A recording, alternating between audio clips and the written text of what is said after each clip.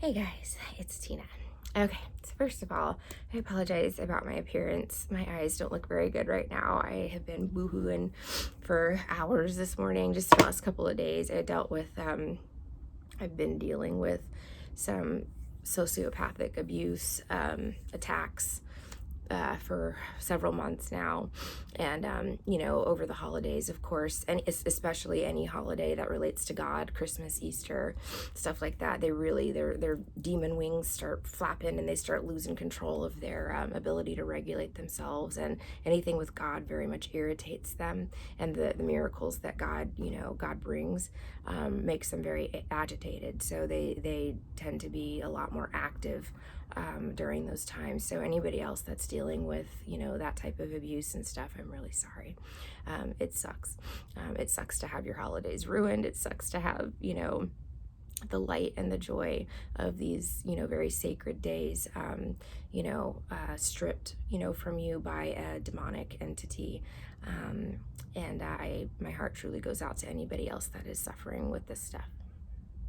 Okay, so as you can tell by the title, I'm going to tell my story about my, psycho, toxic, narcissistic family and how I escaped, and how I broke free from the demonic strongholds and binds that they tried to put on me without becoming a demon myself, without allowing these attachments to attach themselves to me.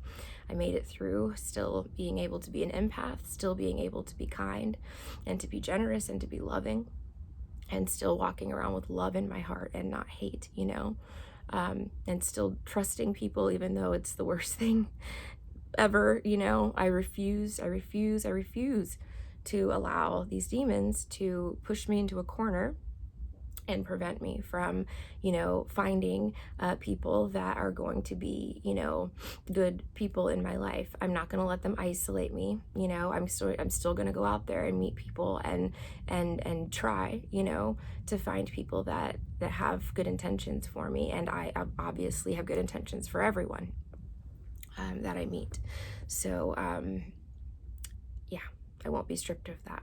So anyway, but in saying that, I tend to be a lot more susceptible to attracting demonic energy into my life. And it is because I was conditioned from birth to deal with abuse.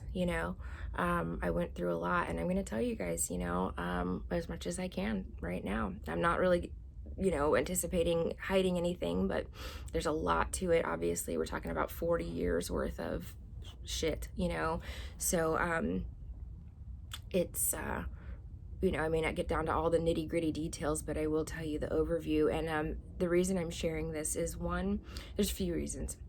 One, I want other people that are in this earth, walking around this earth, with the light in them, that have been through similar circumstances, because I don't know a light worker that was born into a happy, functioning, productive family.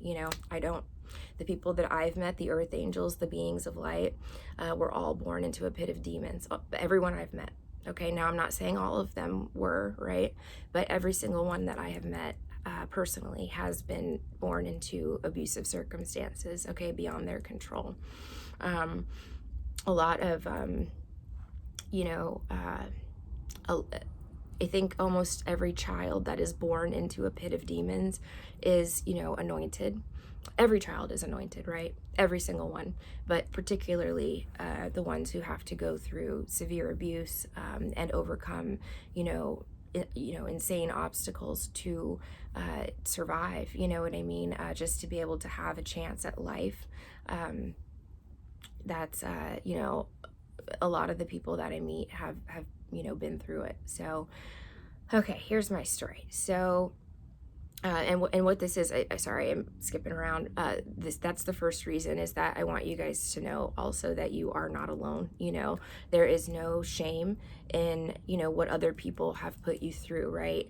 A lot of us are walking around, this is point 2, carrying these dark, dirty secrets for narcissists. Narcissists always have dark, dirty secrets, okay? Always. There's never, a narc never lives in transparency. A narc narc never has, nothing in their past. I mean, I can honestly say, honest to God, and I'm sitting here speaking to 88,000 people, the whole general public, okay? The whole world, all right? I can honestly say I have never manipulated anyone. I have never used anyone. I have never betrayed anyone. I have never intentionally and willfully harmed anyone. This is not to say that I'm perfect and I've never hurt somebody's feelings, right? Maybe inadvertently, right? Or maybe reactionarily. I have said something or something along those lines that was a reaction to abuse, but that's rare. Very, very rare. And even those people, should they come forward, and should they say, well, Tina, you said something to me that really hurt my feelings, I can give you, 10 pounds of information as to what led up to that point. This isn't just like I go out into the world hurting people. Sometimes you have to be a bitch, and I've learned that, especially over the last, several years. Okay, so that's that. I'm done carrying dirty, dark secrets for narcissists. I should not have to walk around with this weighing on my chest, I should not have to keep secrets for people that are not my secrets to keep, okay? Even if I was the victim of abuse, I will not be keeping any more secrets, I want to tell my story. I want people to know. And thirdly, I want people to understand that when you are born into the pit of demons, when you are literally born into demonic abuse, okay, you have no choice about this. It is just where you were put, right? And it again, it's part of your parents' karma, right? One of the things that God asks of parents, requires of parents, is that you be a good parent, and that you teach them about God, that is in the Bible. Take it or leave it, right? But I believe that it is my job as a parent to teach my daughter about God, but I also want to make sure that she is well aware, okay, completely awakened to what this type of abuse looks like, and how to prevent herself from getting sucked, into this demonic abuse for the rest of her life. It took me until I was 40 years old, okay, which is this year, July 1st, is when it hit me, It was like I was conditioned to be demon fodder, demon bait. These demons set me up for a life of abuse, they normalized it. They made it the standard, right? So then when I'm going out there in the world and I'm working, let's just say, for instance, not even romantically, let's talk about work, okay? They would always put me with the craziest, nuttiest lawyer that worked at the firm, okay? And they'd be like, oh, well, he or she's a handful, like, ha, ha, ha, but I know you can handle it. You're really good at this kind of stuff. And yeah, yep, I am perfectly polished when it comes to dealing with demons. I am. I was a paralegal for a long time, a legal assistant, paralegal. I held various capacities, compliance analyst, various capacities in law over the years, and government, and it seems like every single time I get put with, the craziest boss. Not to say that every boss I've had is bad. Absolutely not. I had some earth angels along the way as well. Definitely. But two that I know of that I can think of, right? Two people that actually cared about me, that had my back, that didn't abuse me. But that's, out of my entire 17-year career in law, Okay, so I was born in 82, and my mother was 19, and my father was, I believe, 21. Okay, I don't know for sure. It's on my birth certificate, but I don't remember. Okay, 21. He was close in age. Obviously, that is very young, to have a baby. And so once they had me, and I'm sure, the novelty wore off pretty quickly when you're 19 years old and you want to go party and have a good time and, live your life, to have an infant, right? That's a lot of work. So they decided that they weren't going to do that work, and they dropped me off with her mother, my mother's mother, and took off. They ended up splitting up. My father went back to California, where he was from. And I don't know him at all. I know his name, and that is it. I know a little bit about his past, just a tiny amount. But he went back to California, and my mom left me with my grandmother in Georgia. I was raised by my grandmother and my then 17-year-old aunt. The 17-year-old is the one that primarily took care of me. But again, she was 17, so, up to the capacity that she could. Taking care of me was, consisted of literally putting me in front of the TV with a beta copy of The Wizard of Oz that I watched over and over and over again. I was raised by Dorothy, Scarecrow, the Cowardly Lion, the Tin Man, and the Great and Powerful Oz, and Glinda, and the Wicked Witch of the West, And I'm grateful for that. Annie M, Uncle Henry. I'm grateful for that because it kept me out of the throes of abuse, while I was there. My diet consisted of a bottle of chocolate milk up until the age of 4 years old. That's pretty much all I ingested. I don't recall ever really having like a family meal or anything. I'm sure I ate food that I don't remember, but my day started and ended with a bottle of chocolate milk, The Wizard of Oz, over and over and over again. And again, I'm grateful for it. I am. Because, my grandmother over the years would try to get my mother to take responsibility. My mother is a Jezebel, okay? Straight up. She's a psycho, toxic, karmic bitch, all right? No other way to put it. And again, I'm lucky that I was not raised by her because I didn't turn out like that. I am the opposite of toxic and crazy, It's abusive, you know what I mean? Like, I don't have those traits in me at all. I have the traits of Dorothy Gale from Kansas. And my aunt, again, who was very young, but did have a big hand in raising me. And she was very kind and loving to me. So,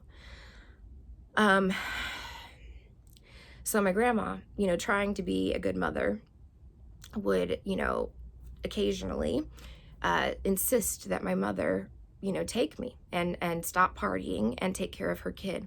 And I think she thought, she was doing the right thing by trying to make my mother take responsibility for me. So she would drive me over to whatever dirty motel or trailer park or, hotel room or whatever it was that my mom was in at the time.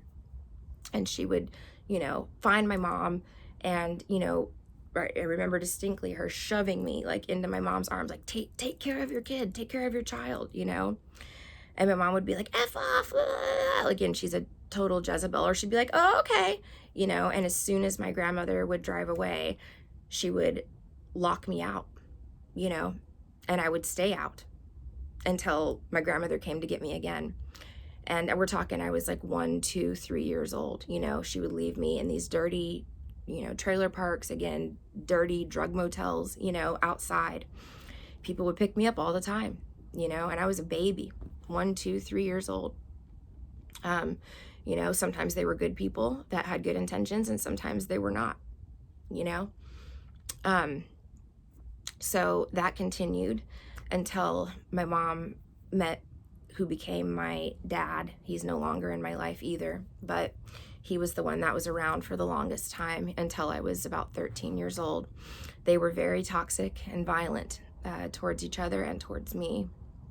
I have distinct memories of, them literally fist fighting in the kitchen, them slamming each other's heads into shit, and then obviously also taking that abuse out on me in the form of beatings and other forms of torture. My mom wanted me dead. She wanted me dead. And I think the reason for that is because of the jealousy. You got to think from a Jezebel's perspective, right?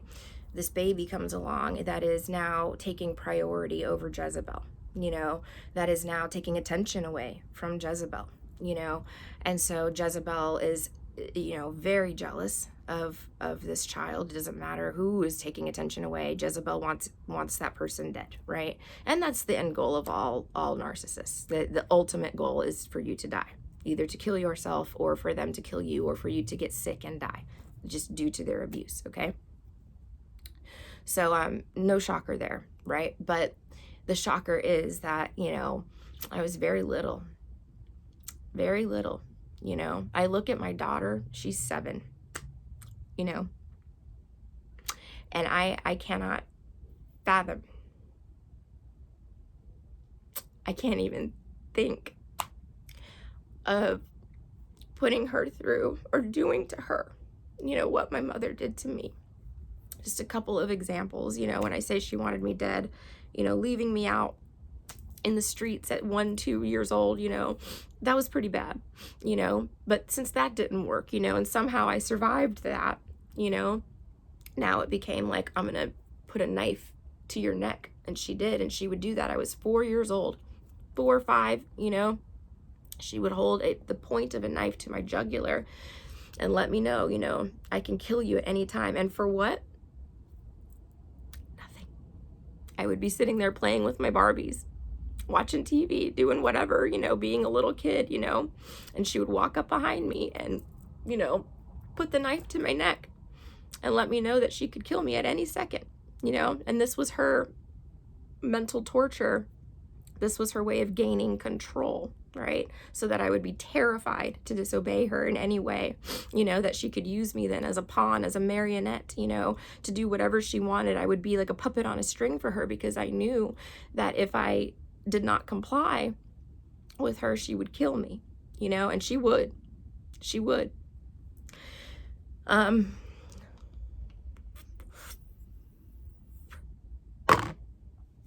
Some of the other things that she used to do were sit there and force me to eat food. I don't know what the end goal was. I don't know if she was trying to get me to gain weight. I was always small framed, always, you know, from the time I was little. I've never, you know, weighed more than 130 pounds. And that was like right after I had Emmy. I think it was like 135 and 9 months pregnant, you know. Which again, weight has nothing to do with this, you know. It is the fact that I have literally been small framed my whole life. My biological father is very tall and very lanky, you know, skinny, and I probably inherited that from him or some other genetic something, you know. But she would force me to eat food, you know, that until I was so full, until my stomach was so full that it physically could not hold any more food. So I would vomit. And then she would make me eat that.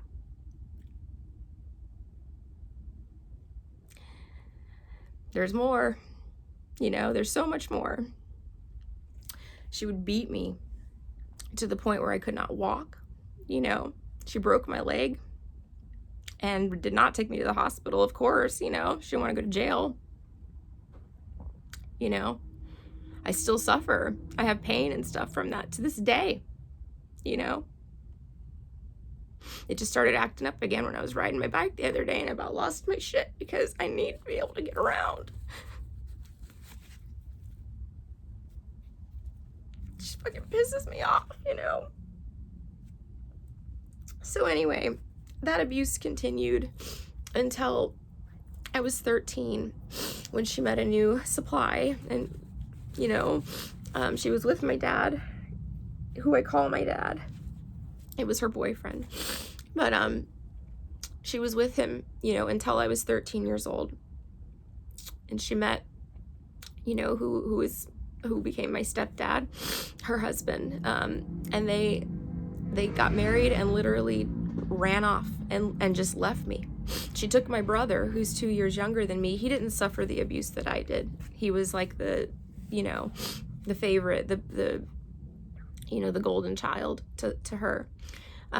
Probably because he was male and didn't pose as much of a threat with the jealousy thing, you know.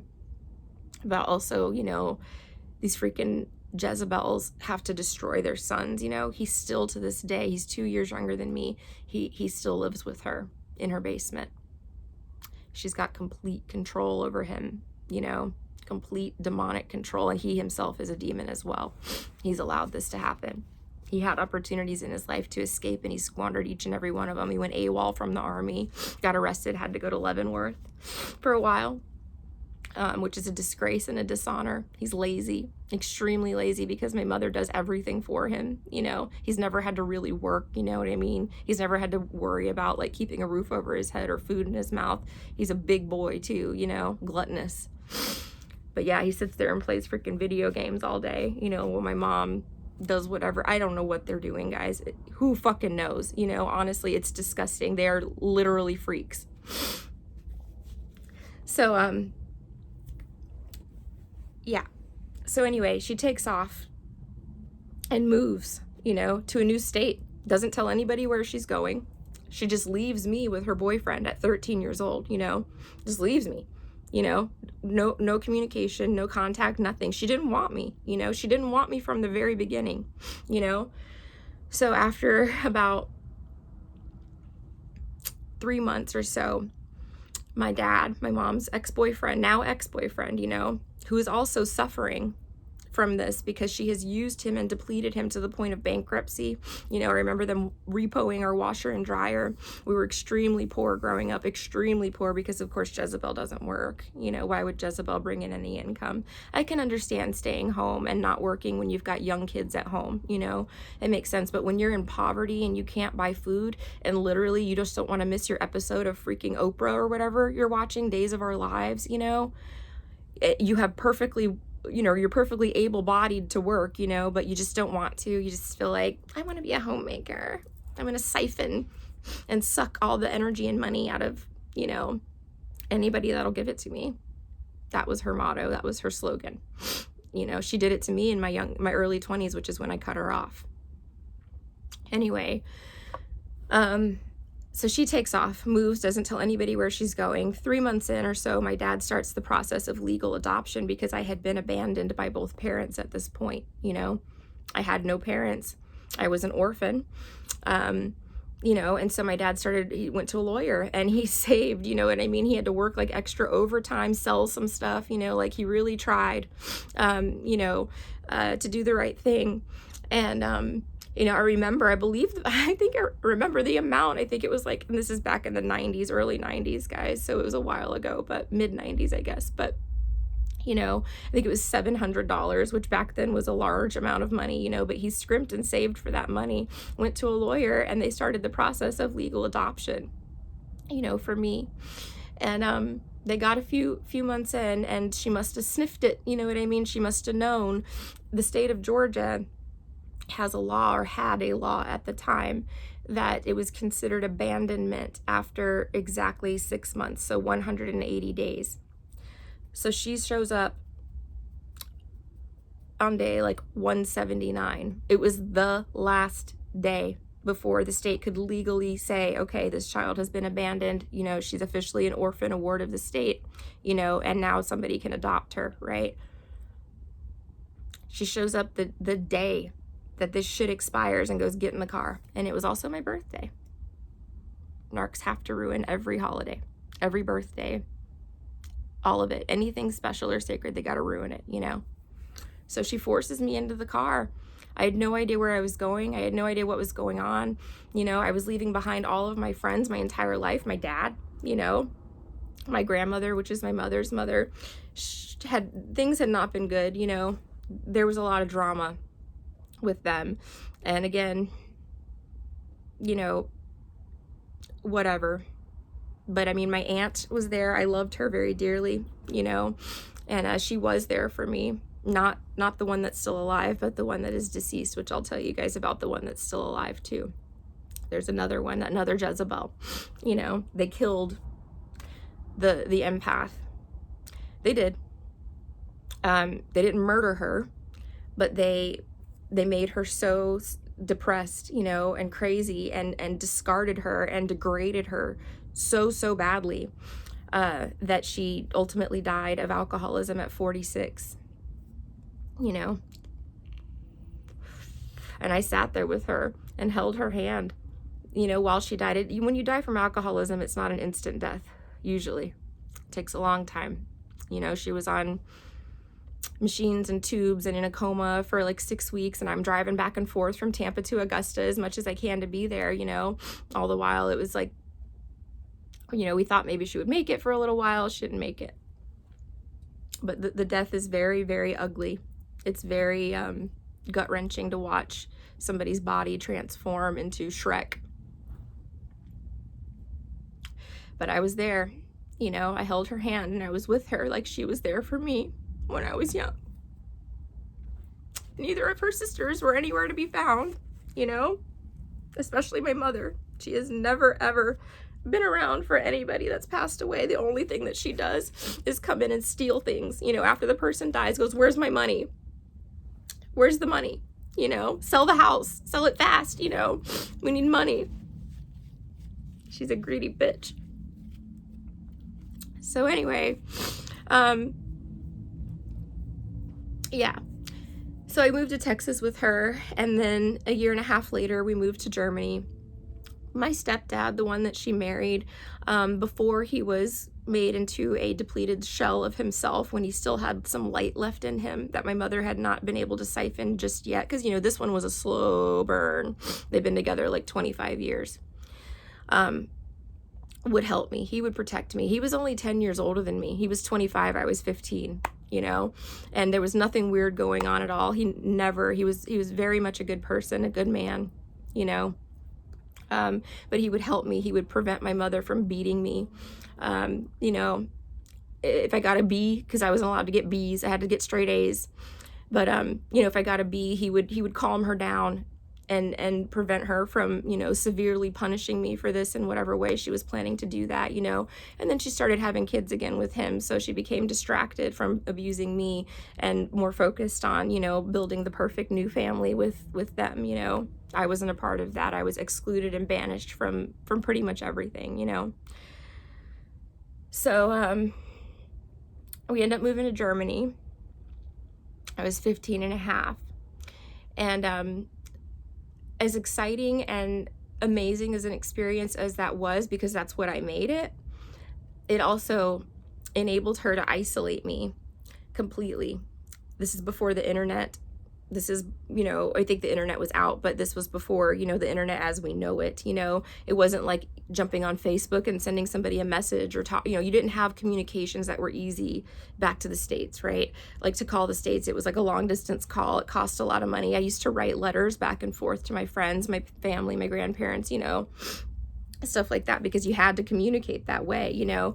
So they couldn't bear witness to the abuse, you know what I mean? And I was a good kid, guys. Like, I really was. You know, was I perfect? No. I got in trouble once. I freaking was helping a friend shoplift on the base, and I was 14. That was in Texas, you know.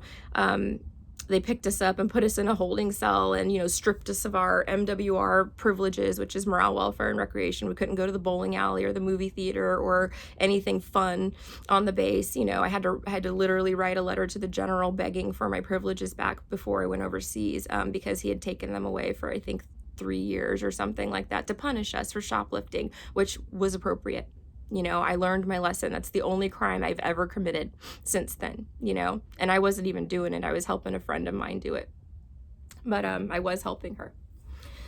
So anyway, and again, my stepdad saved my ass from that. She probably would have killed me, you know, just the shame and the embarrassment of her child, you know, being arrested. I wasn't arrested. I was put in a holding cell. I wasn't booked or processed, by the way. Anyway, so we moved to Germany. You know, she's got kids now. Now she starts having kids again when I'm 15, okay? She has one, and then we get to Germany and she has another one when I'm 16, all right? Now, of course, Jezebel doesn't want to take care of her kids, you know? She's tired, you know? She's whatever. My stepdad, you know, was deployed a lot. He would be, you know, on missions overseas doing all this stuff with his job with the military. And so, you know, a lot was on her plate. You know, it's a lot to have 2 babies and 2 teenagers, you know. But she, you know, basically used me as a live-in nanny, you know, and this is why I didn't have my daughter until my mid-30s, because I raised kids already, you know. I had babies in my life, you know, since I was a child, but you know, I literally raised those 2 little girls. You know, I took care of them. I mean, I would get home from work. This was what I did as a teenager. I would go to school and I worked on the base. I had a little 20-hour-a-week job at the pizza place on the base, and then I also did community theater, which I did, you know, throughout my entire teens and then young adult life here in Florida. But I would do community theater, and that's it. And then I would come home and I would take care of the babies, you know, do whatever needed to be done. So anyway, after a while, you know, she got tired of taking care of the babies and wanted more freedom. And so she convinced me to quit school in my senior year when I needed one more credit to graduate. Because, you know, the narcissists, they got to destroy you, right? So what's the best way to set her up for failure? Get her sent out there in the world without a high school diploma, you know, without even a degree behind her name. And let me tell you guys right now, I had a 4.1 GPA. I did. Number one, out of fear, because my mother would kill me if I got a B. Number two, because I was intelligent and a good student. I had a 4.1 GPA, and she made me drop out of school to take care of her babies. So after I turned 18, about a week after I turned 18, I had gone to visit a friend of mine in a different city. I lived in Darmstadt, and she lived in Wiesbaden, where our high school was. We had to go to school, like, it was about an hour and a half away from where I lived because there's only, at the time, I think there were 5 or 6 American high schools left in Germany. So they would have to, you know, bus you over to the closest one, basically, to your base. And,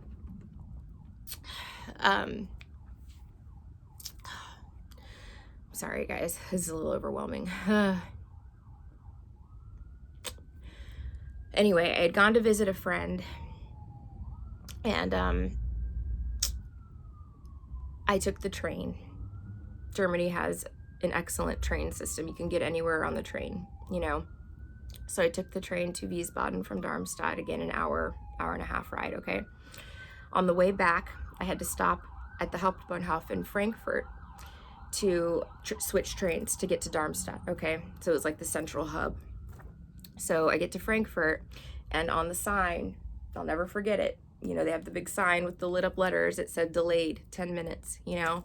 So that meant I was going to get home 10 minutes late. And my curfew at 18 years old was a strict 10 p.m.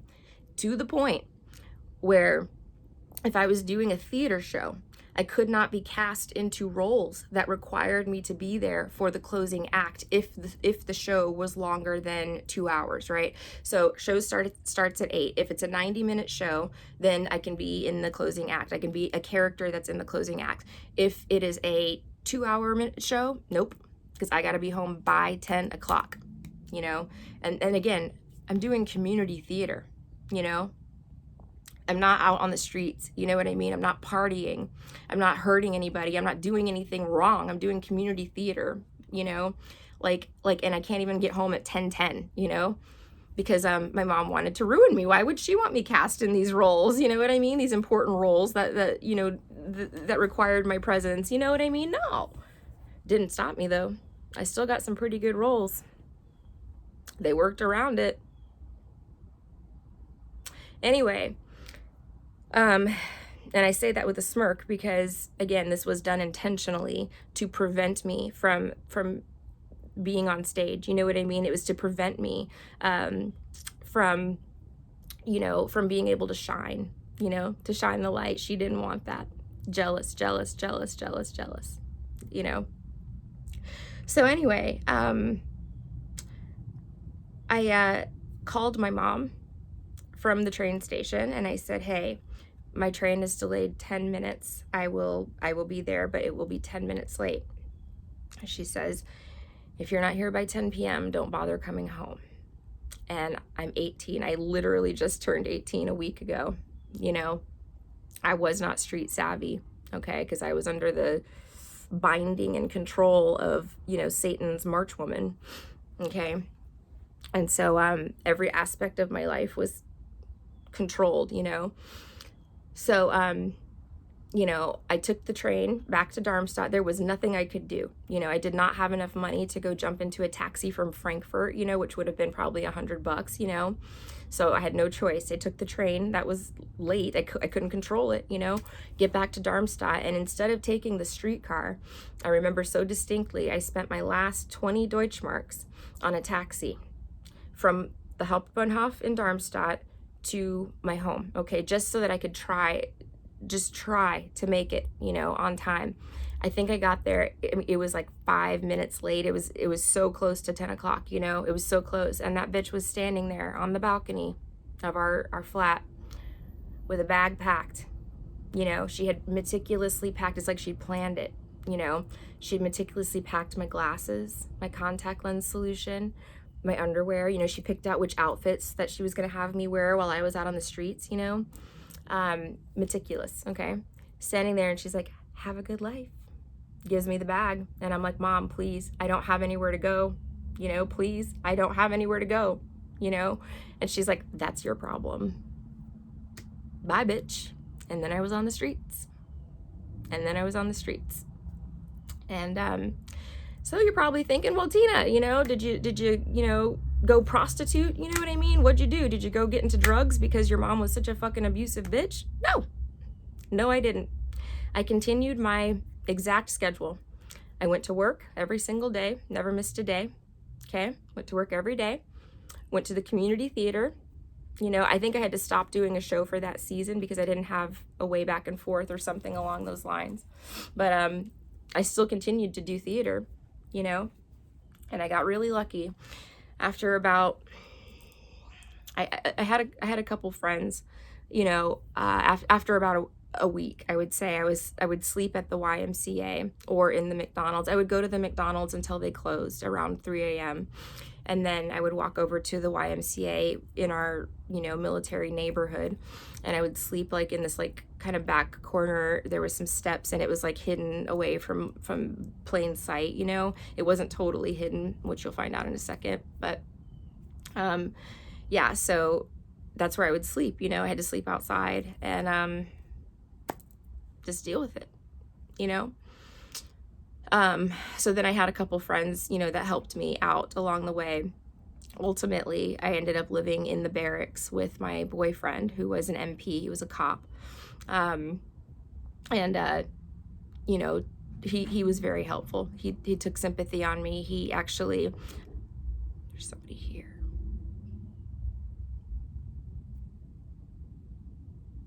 I don't want to answer.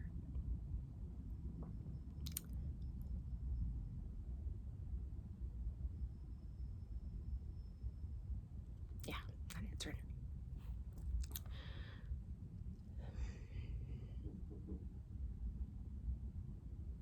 I don't want to talk to anybody.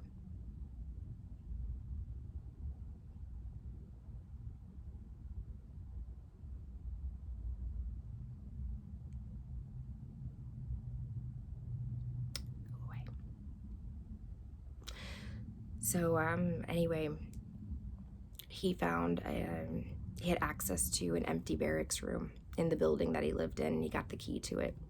And he and his friend Paul, who was the dental hygienist on the base, there was only one. We only had like, I don't know, 1,500 people maybe on that base. It was a small base. And so they hid me in this barracks room, you know, for a while. You know, I ended up dating, you know, the cop who helped me in the beginning, and we were together for 2 years, and I ended up living with him, and he got caught with me living in there. This was not allowed, you know, but he was, you know, he cared about me. He loved me. And you know, he was taking care of me, you know, he was protecting me from having to go back to that demon. So he took an actual freaking reduction in rank because he got caught, and his sergeant was like, get her out of here. And he was like, no, I'll take the demotion, thanks. He got an Article 15 because of me living in there. But guess what? I stayed, and they never bothered him again about it. You know, he was willing to take that demotion in order to, you know, protect me, which I'll be eternally grateful to him for that. Anyway, I'm sorry, guys.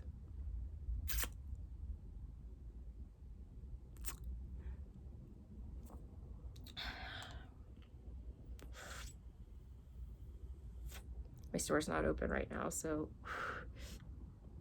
I don't want to open the door. I don't know who it is, but I don't care. If they don't have my phone number and unrestricted access, I don't want to talk to them. So, anyway,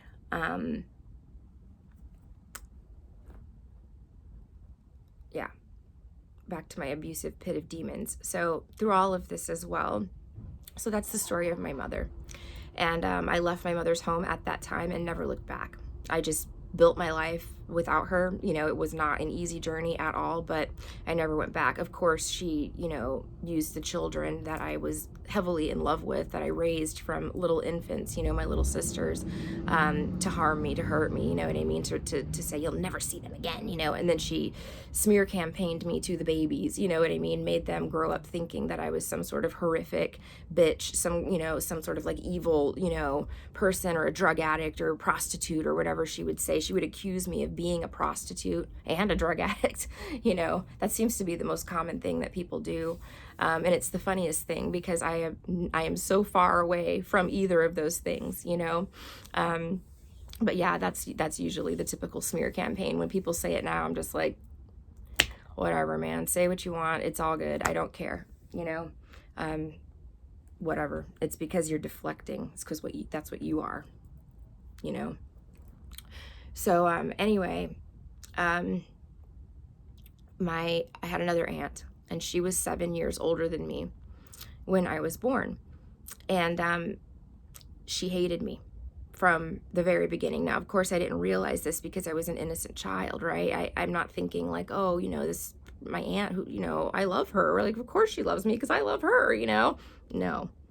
She, again, is the same as my mother, very jealous, very controlling, very fucking mean. She's mean. And my grandmother used to say, oh, Tina, she's a Sagittarius, you know, she's a fire sign, they're feisty. Oh, Tina, she's a tiger in the Chinese zodiac, you know, they can be feisty, you know, like spicy.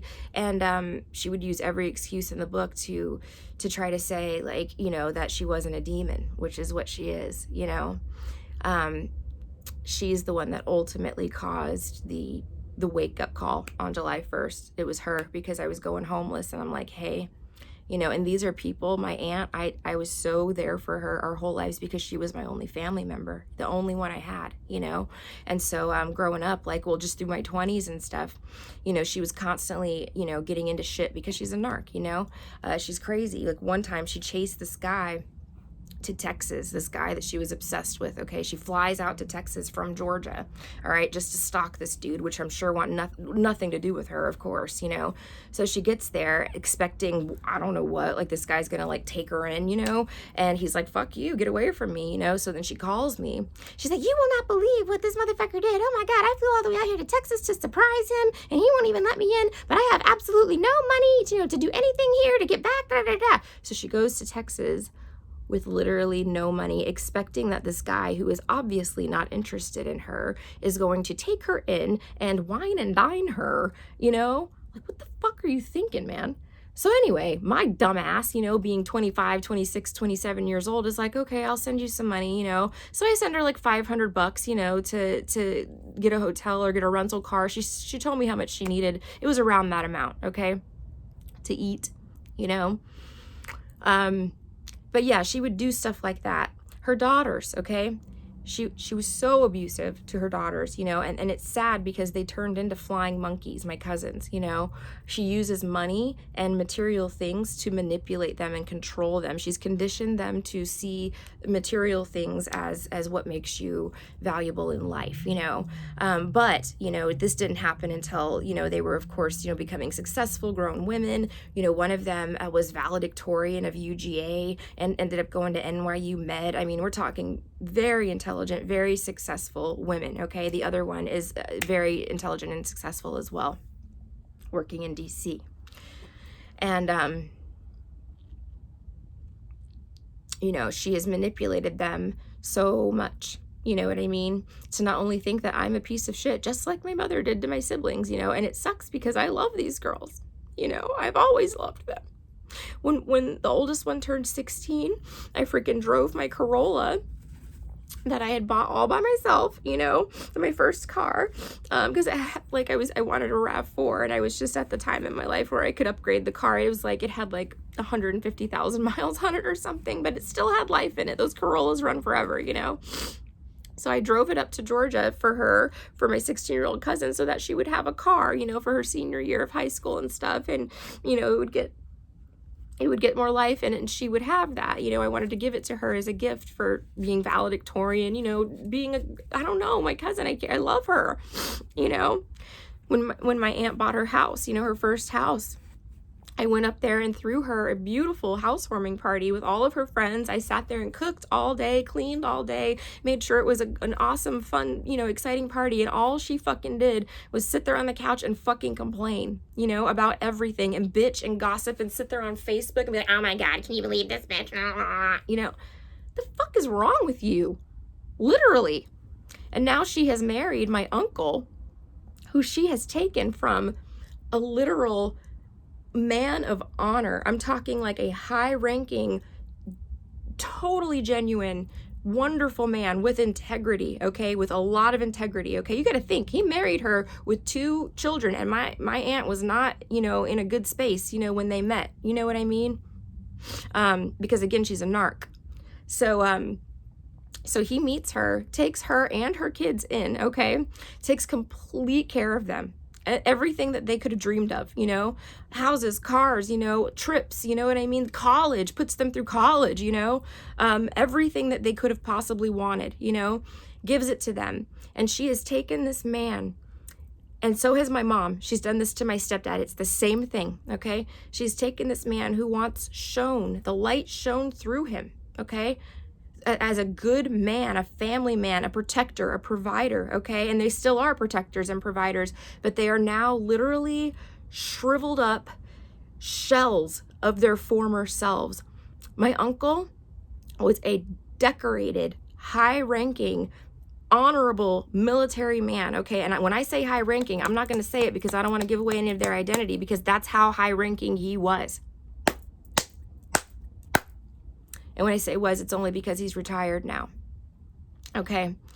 But a good man, like a really good man, a brave man, you know, and now he is literally a shell of his former self. Last I saw him, he was pretty much a vegetable. You know, he's got to take pills, you know, just to be able to deal with her. You know, he's got to drink, you know, a case of beer a day just to be able to deal with her abuse, you know. My stepdad doesn't drink, but and I don't know if he's on medications, but I can tell you right now, my mother has put that man through the effing ringer.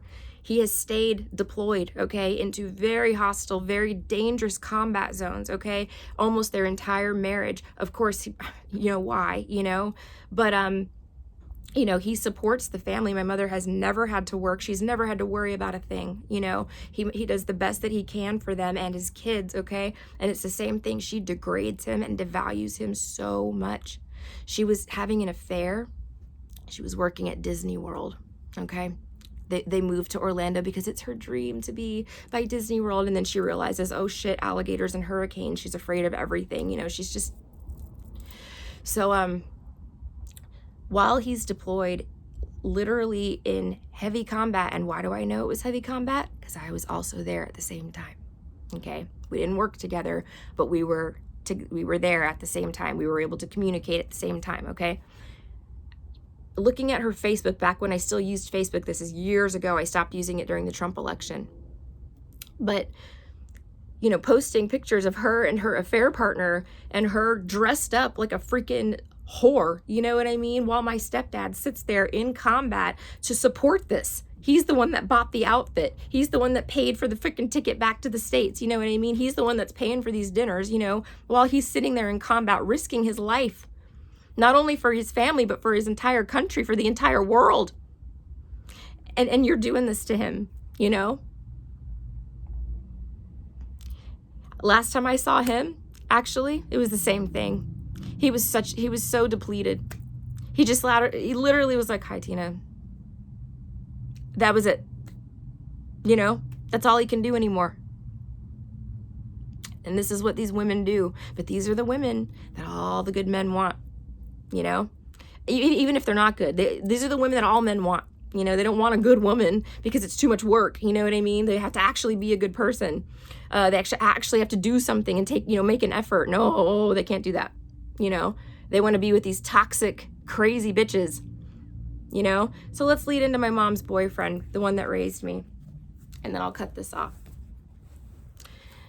So we had a good relationship, an amazing relationship, actually. I didn't get to see him very often because I moved overseas, but every time I was home, we spent time together. So he meets this woman, my stepmother, okay? And it's a funny story. My stepmother was an educator and oversaw the special education program, you know, and I was in special ed. I was in gifted my whole life, all right, from first grade all the way to 8th grade, all right, until I moved to Texas. I was in gifted. It's considered special education. She oversaw that program, and she used to sit in on my classes and oversee, you know, my teachers and, you know, approve their lesson plans and all that stuff, okay? So she knew exactly who I was. So they're at the gym, and I don't know who approached who, if it was her that said, hey, aren't you Tina's dad? Or if it was him that said, hey, aren't you Tina's teacher? But they met through me, okay? Not a coincidence, by the way. We'll go into that a lot later, but this is what I mean about a pit of demons, okay? Following you your whole life, all right? So over time, and again, you think, oh my gosh, she's so charitable. She used to go to like the kids' houses and help their parents, you know, and you know, she worked with, you know, kids with special needs, which again is a very admirable thing, unless, you know, you're using this as a source of supply, which now I know is what she was doing. You know, this was all supply to her. All right. She was getting admiration and accolades, you know, for being such an angel, an earth angel, you know. Everybody loves her. Oh, she's so nice. She's so kind. She's so generous, you know. So let me tell you what she did. She basically took my dad, you know, who, again, is a kind person, you know. At the core of his heart, he is a kind person. He's a good person, you know. And slowly, over 20 years, has literally confined him to his home. He cannot travel. He definitely can't see me and Emmy. I've seen them once every 3 years or so, you know. She has made it to where once she retired from her educator job, she started a charity rehabilitating and rescuing fighting dogs, like pit bulls, which is a big problem in the area that I grew up. I grew up in the hood. Okay. And again, this sounds very admirable. It sounds extremely charitable, but it is not. Okay. This was done as a form of control. All right. Because now nobody can watch these dogs. I definitely can't come visit. They're dangerous dogs. You know what I mean? Like they could take me down in a second, and my daughter, oh my gosh, you know, she'd be a snack. And the dogs do attack. And my parents have been attacked. Okay, my dad has to walk around with a gun on his hip all the time, you know, because these dogs are dangerous. And again, I'm not saying that none of them are worth saving, but this was a ploy.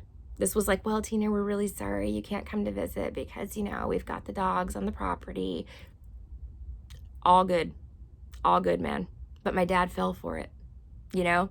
And when I started struggling with all this, when the money was good, when I was paying for the Disney trips and you know, sending them money, I sent them so much money. Oh my gosh, my dad had surgery last year. I sent him enough to cover the co-pays, to cover the time off work, because I was making a lot of money, you know? When the money was rolling in and the vacations were being paid for and everything was hunky-dory, guess what? And the gifts were coming. Oh, the gifts, you know? No expenses spared for my parents, right? Wrong. That was the wrong answer. Let me tell you why. When I needed help, I've been sitting here without electricity, so is my daughter, you know, for months. You know, when I was being stalked, they used this as a reason to say, oh, Tina, you must be losing it. Oh, poor thing. We're going to get you the help you need, you know. They tried to Britney Spears me, working with my ex-husband. You know what I mean? Like, really? Really? You're going to try to Britney Spears me? Wow. You know? Wow. And it's not like the stalker was made up. I have a literal restraining order that I had to sit in front of a judge. Okay, this judge had to review all of this insanity. So did the defendant. Okay? And a judge had to sign off on this and stamp it. It went to court, to real court. Okay? It's filed. It's public freaking record. You know? And I tell them about this and they're like, oh, you're losing your mind. You know, do you think that they were there for me in any capacity? No. They used this as a reason to freaking, bam, stab me right in the back. You know, both of them. And I won't forgive them. I've cut them both. I've cut all of them off. Every single person that I've mentioned in this video is cut the F off. Okay? Permanently. I'm done with it. I will not be abused anymore by any of you. All right? But what they did, and they did this intentionally, was they conditioned me to be a subject of demonic abuse, narcissistic abuse, okay? So now narcissists see that Tina's been conditioned, you know what I mean, to deal with abuse because of how eloquently I handle it. And they think, oh, great, you know, oh, awesome, you know, her family definitely did her job. She's a fucking, you know, easy target, you know, not anymore, motherfuckers. But this is why every single person that I dated ended up being a narc. Whether they were overt and I was just like, oh, they're just grumpy, you know, or whether they were covert and their mask didn't slip until 5 years later. Either way, every single person I have been with has been a narcissist, you know, has had these traits of evil inside of them, has ghosted, lied, degraded me, stolen from me. So, oh my God, you know, the amount of money that's been stolen from me, a lot. But this is all intertwined. Do you see what I'm saying? They all play by the devil's playbook, each and every one of them. And they have bounced me around and they still send in their marksmen every freaking week. You know, I get another one trying to infiltrate, another one, you know, and whether or not I even give them a chance to try, barely anymore, barely. You know, only out of the pure need of social interaction as a human being, you know, do I allow someone to speak to me anymore. At this point, I have been manipulated and lied to so many times, future faked, you know, stolen from, used, my boundaries violated after I've clearly made very clear what my boundaries are. They think this is a chance to, you know, for a game. You know what I mean? Like, ooh, okay, so she said that she's monogamous. Let's see how far I can push this. Let me see if I can just, you know, and this has happened multiple times. I always get pulled into third parties. Always. And if it's not a third party, it's an abusive piece of shit who nobody else will deal with. Anyway, if I can come out of this, and this isn't it, guys, this isn't it. You know, there's so much more to it, but this is how much I can cover in an hour. Okay? And if I can come out of all of this without being a dick, and without walking around hurting other people and manipulating people and using people and lying to people, so could you. The choices that you made were your choices alone. Those who choose the dark path is choosing exactly that. You work for Satan and you effing know it. You effing know it. I don't care what kind of abuse you went through. There is never an excuse to hurt other people, ever. Ever. You don't have to do it. You do it by choice. You use your free will that God gave you to choose this path. To choose to manipulate and hurt people, lie to people, use people, steal people, violate their sexual boundaries, every boundary. And that's your choice, you know? But anyway, I just wanted to share that with you guys. I'm going to do a video on dating horror stories. I'm going to share them with you guys as well. Because I want everybody to be aware of the tricks and tactics that these demons use, you know, especially if you were the victim of abuse as a child. They see that. They know it. They can tell that you're conditioned to deal with abuse. They can. They know it. And they're so excited that some of them start drooling, literally that excited, okay? Because they think that they've got a piece of grade A supply that they're going to drag through the mud and ruin and destroy. That, oh my gosh, nobody else was able to take her out. Ooh, let me try, you know? That's how they feel. It is. They're like, ooh, you're suffering? Yes. You know, perfect opportunity to kick her while she's down. Ooh, you're a good person? Well, we'll see about that. You're going to spread love and light in the world? Oh, no, you're not. You're going to be a balled up freaking lump in your bed crying. You know, that's what they want for you. Or dead. You're going to take yourself out, you know? This is what they do. Encourage people to take themselves out. Or just abuse them to the point where they feel like that's the only option. And then they get their demonic Medal of Honor. Their ranking, you know, changes in the demonic world. You know? They get somebody to kill themselves and yeah. They get awarded for that. Well, now. you know? But again, it's all a trick. It's all a trick. They're going to be in for a real shock when they find out that their boss that they worked so hard to please and so hard to work against God, they're in for a real shock. Trust me on this. Believe me. I've seen it. All right, guys. Love you. Take care of yourselves. Be well. And I will talk to you soon.